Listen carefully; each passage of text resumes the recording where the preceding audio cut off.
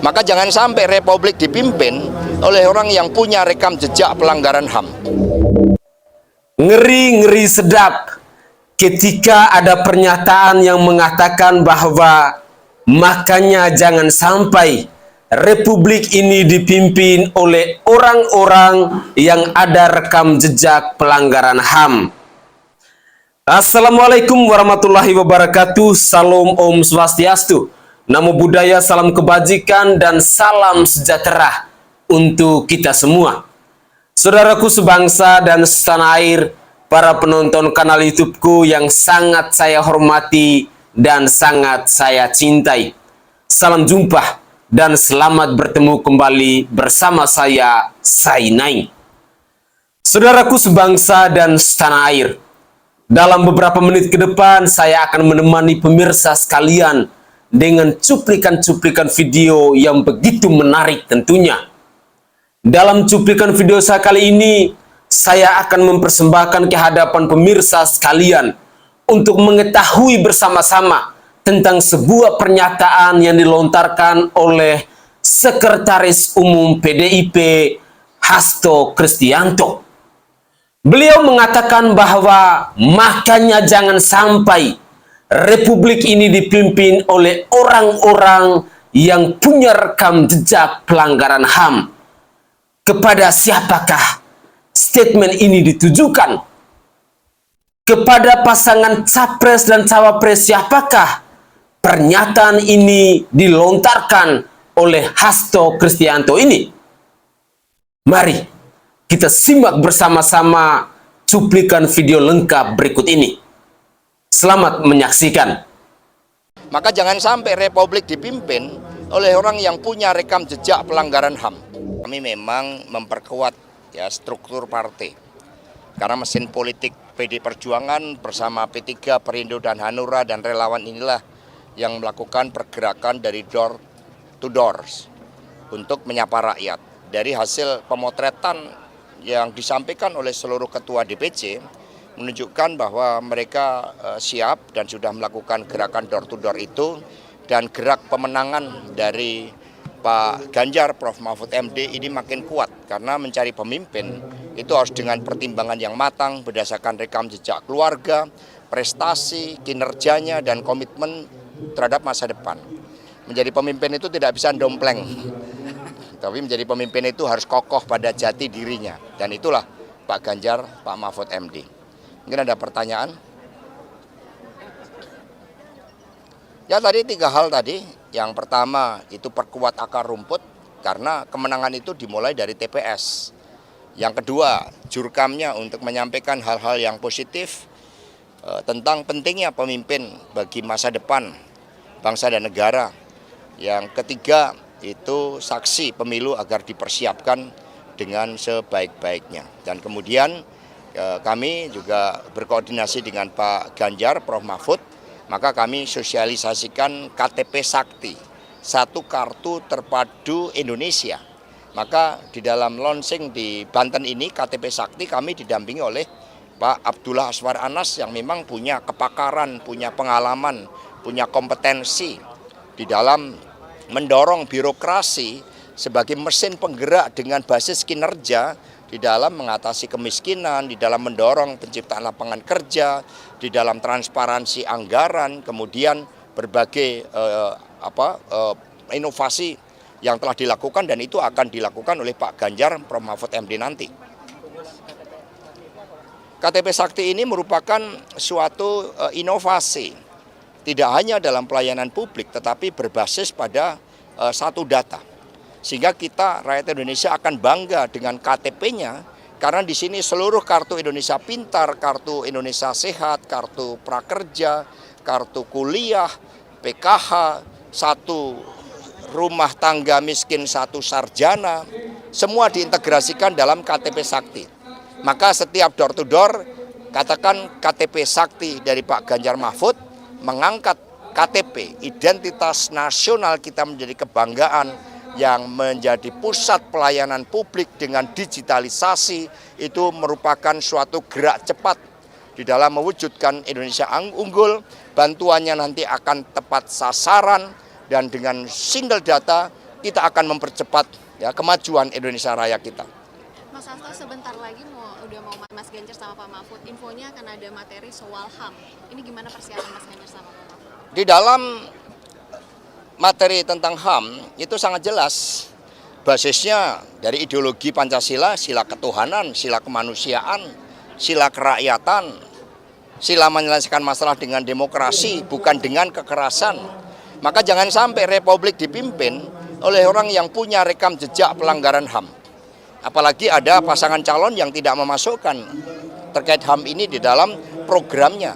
Pak Ganjar Pak Mahfud menjadikan komitmen terhadap HAM ini sebagai panggilan jiwanya, karena memang nilai-nilai kemanusiaan itu sangat penting. Mencintai rakyat, mencintai tanah air, mencintai pertiwi, itu bagian dari komitmen yang ditunjukkan. Sementara yang di sana masih malu-malu karena masa lalu. Mas, kemarin Pak Prabowo mengungkit bahwa ada pihak yang mengatakan bahwa dia itu tidak punya gagasan, hanya joget-joget saja. Nah, sebaliknya ia mengatakan bahwa justru gagasannya dia yang paling hebat. Nah, dari Mas Hasto sendiri.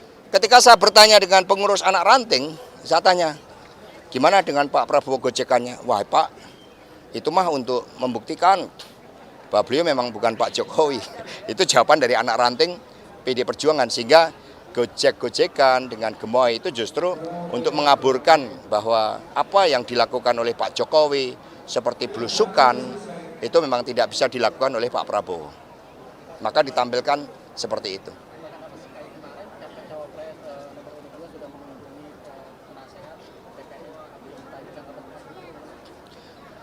Abu Yamu tadi kami mengucapkan terima kasih, beliau sosok ulama karismatik, ulama yang menjadi panutan. Sama juga misalnya ada Gusmus yang membacakan puisi tentang keprihatinan kehidupan demokrasi bangsa dan negara. Maka dukungan dari para ulama tersebut memberikan kekuatan moral, kekuatan kebenaran, kekuatan keikhlasan di dalam mengabdi kepada bangsa dan negara. Sehingga beliau meskipun didatangi oleh banyak tokoh telah menyatakan ya Abuya dukungannya kepada Pak Ganjar Prof Mahfud. Kami mengucapkan terima kasih dan penuh rasa hormat terhadap Abu Yamu tadi, dan kami juga pernah sowan beliau.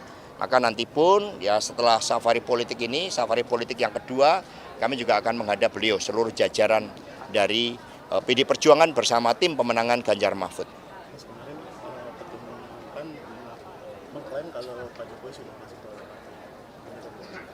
Ya nanti Pak Jul akan menunjukkan KTA-nya. Kemarin TKN juga menyebut bahwa TKN menyebut sementara kandidat pasangan lain tuh hanya jalan-jalan. Itu gimana Mas Hasto tanggapannya? Ya kita kan datang itu memahami persoalan rakyat. Bagi yang tidak memahami persoalan rakyat, hanya gojek-gojekan, tari-tarian. Ya, yang memahami persoalan rakyat memang harus datang, karena ini watak karakter kepemimpinan yang dibangun oleh PD Perjuangan termasuk P3, Perindo dan Hanura.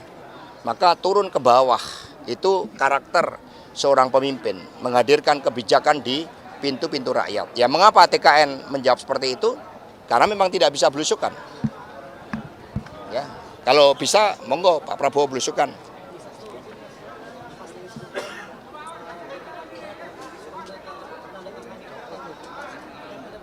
Siapa? Ya memang integritas di dalam seluruh tahapan pemilu itu sangat baik. Karena kita melihat tadi saya mendapat laporan begitu banyak intimidasi. Sehingga intimidasi itu menunjukkan bahwa ada yang khawatir terhadap gerakan rakyat, terhadap pemimpin yang baik ini. Karena sejak awal ada yang mencoba melakukan manipulasi hukum. Maka di dalam KPU pun terkait dengan para panelis yang semua membuat fakta integritas, itu sudah seharusnya, sudah sewajarnya. Sehingga debat itu betul-betul menjadi pertarungan gagasan yang otentik. Pertarungan gagasan yang tidak ada suatu rekayasa. Pertarungan gagasan yang menunjukkan komitmen terbaik tentang jati diri pemimpin yang ditunjuk dari visi, misi, dan programnya. Ditunjukkan dari visi, misi, dan programnya. Bukan dari mendompleng siapa. Nah ini sehingga kami menyambut baik bahwa debat harus menjadi pertarungan gagasan dan ini akan dilihat seluruh rakyat Indonesia dan Ganjar Mahfud siap untuk melakukan debat. Debat merupakan pertarungan gagasan. Saudaraku sebangsa dan setanah air, para penonton kanal YouTubeku yang sangat saya hormati dan sangat saya cintai. Sangat menarik ketika kita mendengar pernyataan yang dilontarkan oleh seorang sekretaris umum PDI Perjuangan, Bapak Hasto Kristianto. Dengan terang benderang bahwa saat ini pernyataan dilontarkan oleh Hasto Kristianto ini sedang menyindir kubu Prabowo Subianto dan Gibran Rakabuming Raka.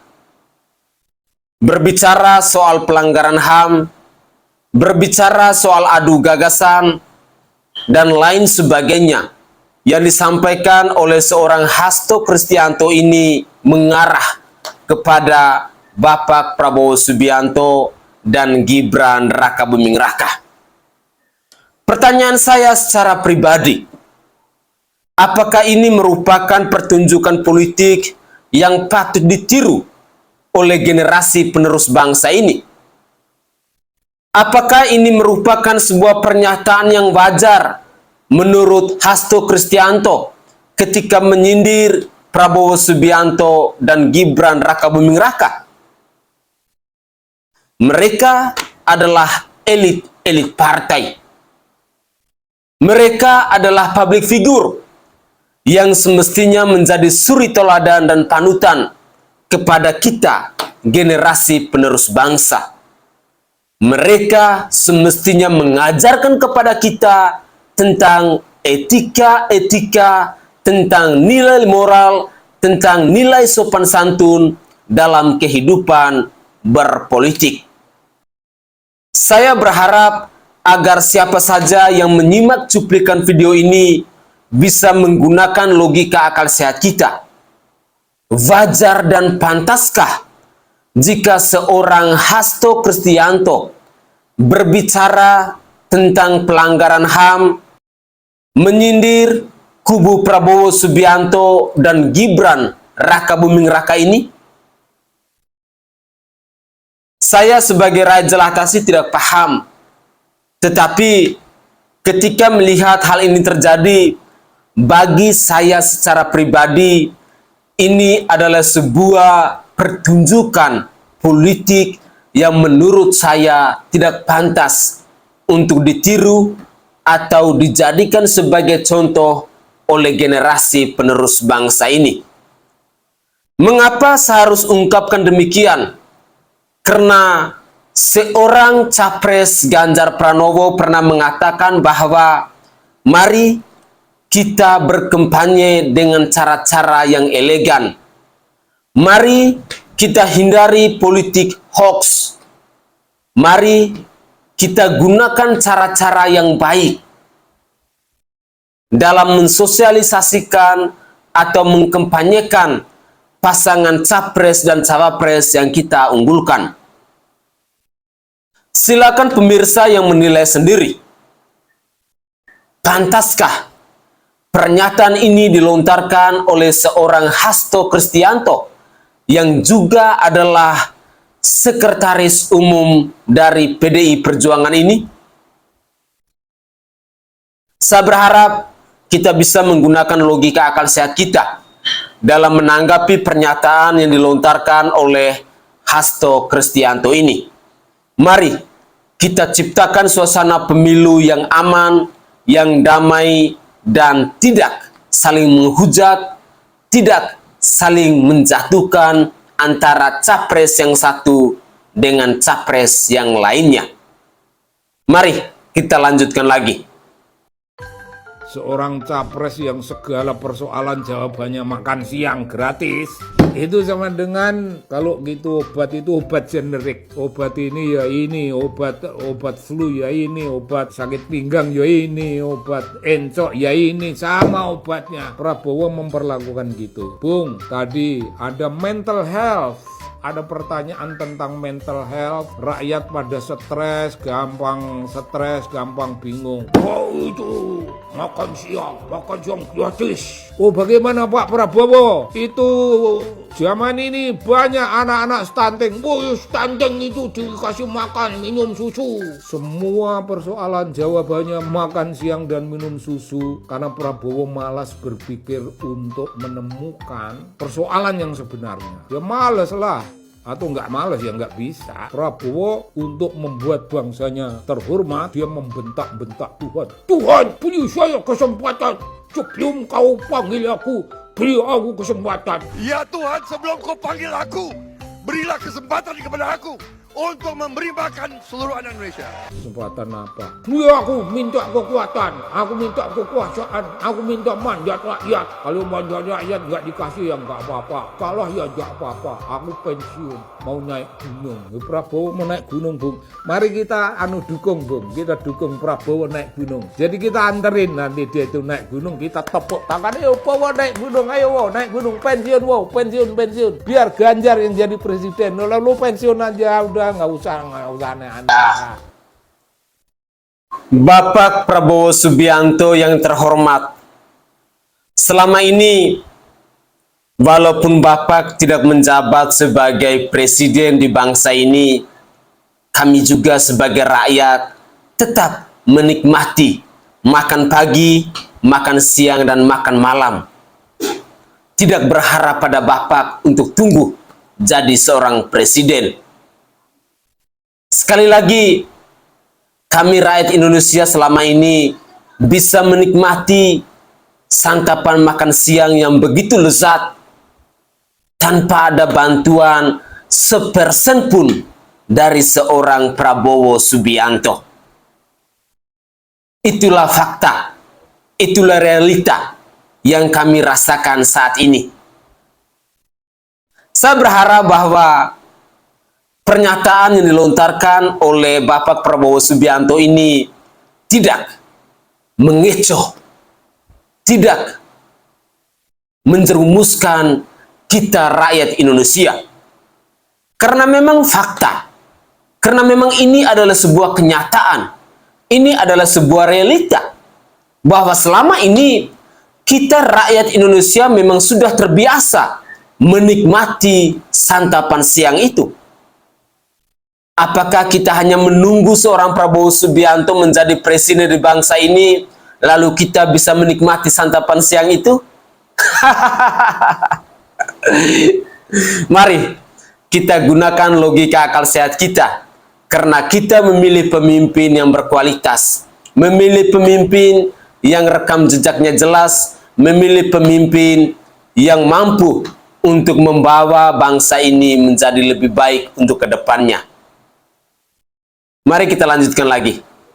Mundur Wir, yang dicari yang bisa nyelesain masalah, bukan yang nambahin masalah. Mundur Wir, yang dicari yang cukup umur, bukan belimbing sayur. Yang dicari yang taat regulasi, bukan pelanggar konstitusi. Mundur Wir, yang dicari bisa merawat demokrasi, bukan merusak reformasi. Bersaing silakan pamit. Ya, oke gas, tambah 2 torang gas. Mundur Wir, yang dicari yang sehat, bukan asam sulfat. Mundur Wir, yang dicari yang saset, bukan yang cuma bisa joget-joget. Tambah 2 torang gas. Mundur Wir, yang dicari yang asoy, bukan yang gemuk.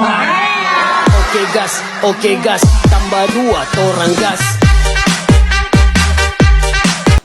Iya guys, itulah sindiran-sindiran pedas yang ditujukan kepada Bapak Prabowo Subianto dan Gibran Raka Buming Raka. Semoga saja pernyataan yang penuh dengan canda tawa dan riang ini bisa mengetuk pintu hati kita dan bisa menyadarkan kita bahwa kita mencari pemimpin yang berkualitas dan mampu untuk memajukan bangsa dan negara ini menjadi lebih baik dari hari ini. Begitulah kira-kira. Mari kita lanjutkan lagi. Tolong Mas Gibran ya sadar diri, bapaknya ya sadar diri, maknya ya sadar diri. Jangan sampai awur-awuran. Ini ngatur negara ini. Kita lebih mementingkan orang di luar yang kita tidak pernah kenal, tidak pernah kita lihat, tapi karena uang duluan yang datang kepada kita, kita pilih dia. 500.000 kita korban 5 tahun.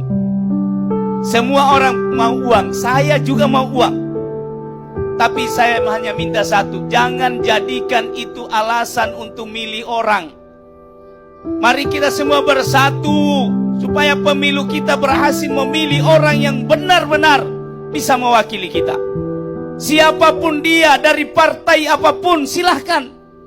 Coba kasih pelajaran itu orang-orang yang selalu memandang enteng rakyat dengan uangnya. Banyak Pak, banyak sekali orang yang pandang enteng rakyat dengan uangnya. Dia bilang, tidak usah, tidak perlu ketemu rakyat. Untuk apa susah-susah mau ke sana kemari panas-panas. Nanti sudah dekat-dekat kirimkan amplop, selesai.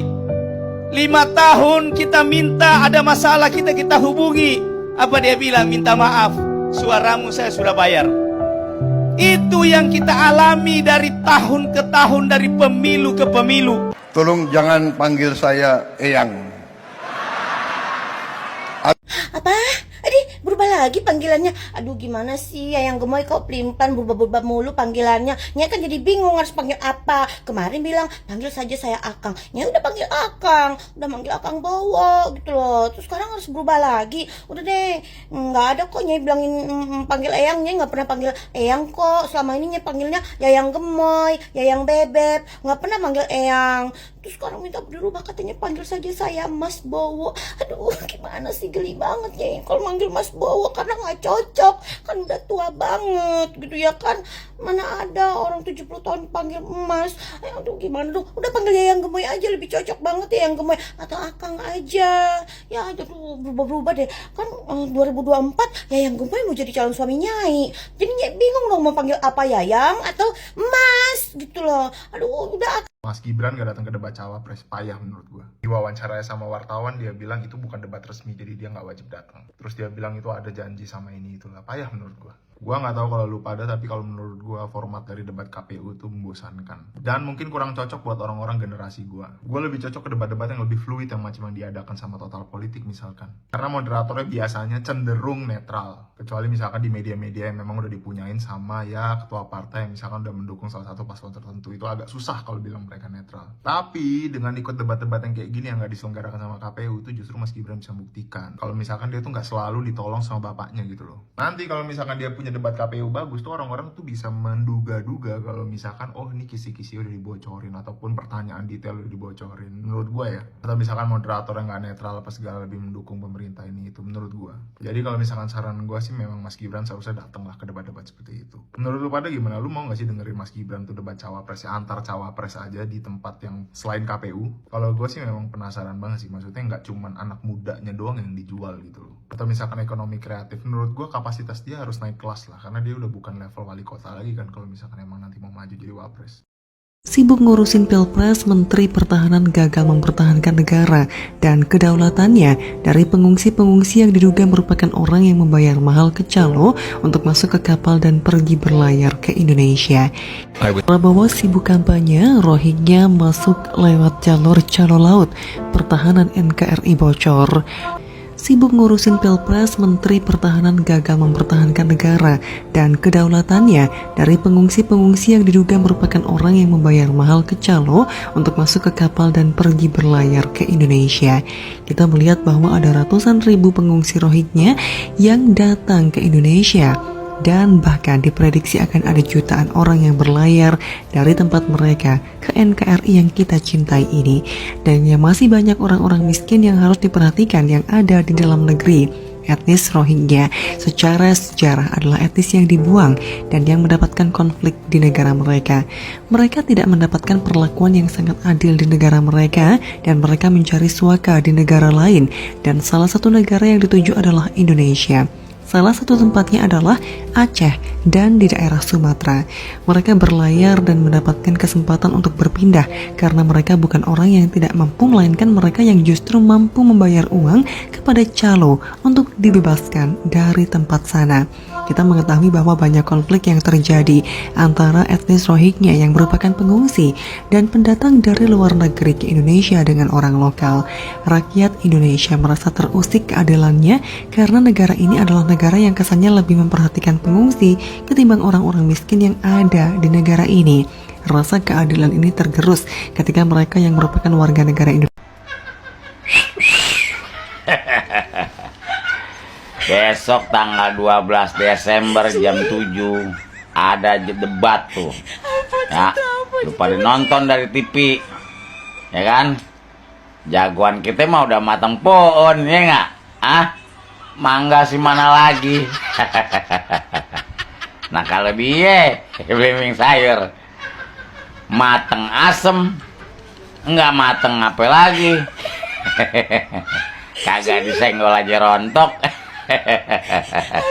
Yuk kita nonton besok malam. Jangan lupa siapin tisu buat iler kalau ketawa. Boleh tidak masyarakat hidup gembira? Boleh. Boleh. Boleh. Jadi boleh tidak? Dikurangin jogetnya. Di show upin tuh lebih ke visi misi ide gagasan sampean gitu loh. Jadi biar masyarakat tuh menilai. Masyarakat tuh tahu apa program visi misi kalian ke depan. Boleh. Boleh. Oke guys, itulah cuplikan-cuplikan video yang bisa saya persembahkan ke hadapan pemirsa pada kesempatan ini. Dari awal hingga akhir kita diberitakan, kita diinformasikan dengan cuplikan-cuplikan video yang mungkin bisa menambah wawasan kita menjelang Pilpres 2024 ini. Berbicara soal nama dari pasangan Prabowo Subianto dan Gibran Rakabuming Raka ini memang tidak pernah ada habis-habisnya. Karena banyak sekali pernyataan-pernyataan blunder, baik itu yang disampaikan oleh seorang Prabowo Subianto maupun oleh seorang Gibran Rakabuming Raka. Tak pernah bosan-bosan saya mengajak pemirsa sekalian, mari kita gunakan logika akal sehat kita dalam memilih pemimpin. Berpikirlah secara rasional, bukan emosional dalam memilih seorang pemimpin. Tentu, saya secara pribadi sangat yakin dan percaya bahwa para pemirsa sekalian memang sudah pada cerdas-cerdas.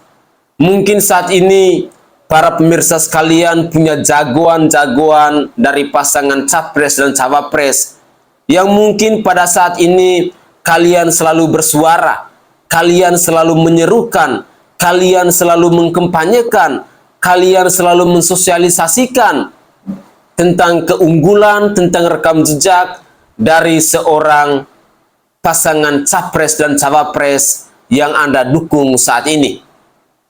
Tentu harapan kita sama, bahwa di pemilu 2024 nanti, pertama, kita harus mampu untuk memilih pemimpin yang bisa melanjutkan program-program dari seorang Bapak Presiden Joko Widodo. Lalu pada poin yang kedua, kita diingatkan kembali tentang siapa itu Bapak Prabowo Subianto yang sebenarnya. Jangan pernah terprovokasi dengan gimmick politik yang dibrandingkan oleh kubu Prabowo Subianto dan Gibran Rakabuming Raka tentang goyang gemoy itu. Goyang gemoy tidak akan menghidupi rakyat Indonesia dan tidak akan mensejahterakan rakyat Indonesia selama 5 tahun yang akan datang jika seorang Prabowo Subianto dan Gibran Rakabuming Raka terpilih sebagai presiden dan wakil presiden periode 2024 sampai 2029.